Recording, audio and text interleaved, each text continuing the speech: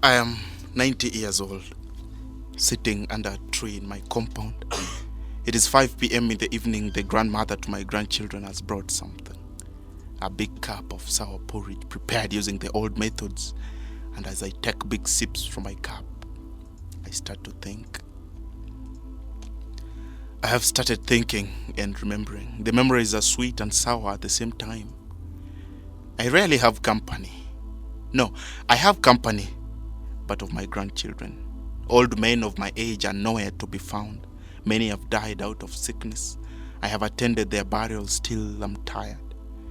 I have attended them with a lot of tears, some with celebrations. My voice has started being shaky due to old age. But I have mastered speeches that I have repeatedly been giving in such ceremonies. Who cares if I repeat them anyway? Who realizes that speeches in funerals are repeated in several of them, save for the name of the deceased? Some that have not left to join their ancestors are too sick to do anything. Those that are not sick have started losing their eyesight and will ask me for my name each day we meet. So their company is not sweet. Today I'm alone. My 9-year-old dog is sleeping by my side. I wonder what Simba is thinking, but I don't care. He's a dog, right? Right.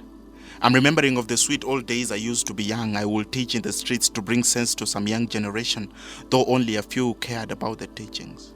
They have grown old now and some wish they listened to my teaching, but it is too late. I'm remembering the one time when the then opposition leader saw himself into a vacuum office to be the president when we had a sitting president. I'm thinking, did he even have an office?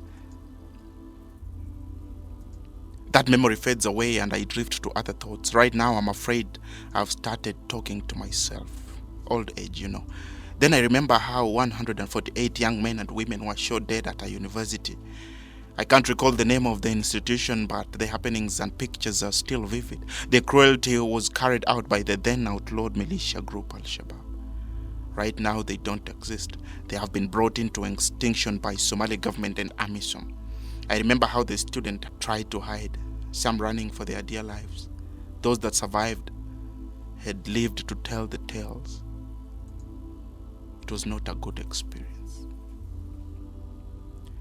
Again, my mind travels and settles on the pastors and church leaders of the early 21st century. They used to steal from their faithfuls, who used to work hard to stand with the servants of God while they slept hungry.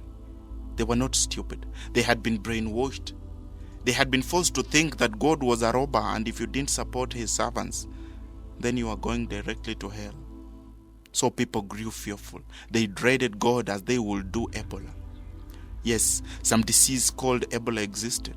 This disease scared even the men of God.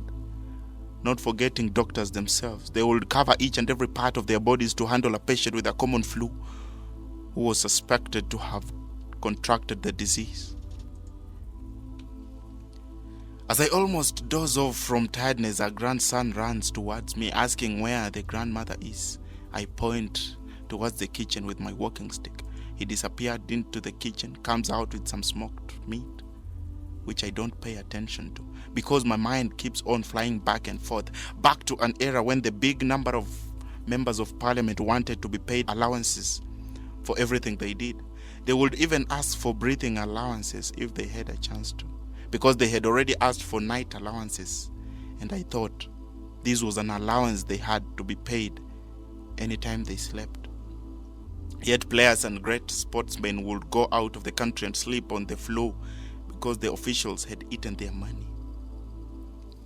That was the time when doctors only cared about money than the lives of fellow human beings. They would strike and let people die so that the government will increase their salaries. Teachers and nurses will do the same. That was a man-eat-man society. It is 8 p.m. My thoughts are cut short when I am called in to sit around the fire with my grandchildren because it is story time. Which story will I give today? The same that I've been thinking. See, okay. Mwalimu wa street. Mwalimu wa street.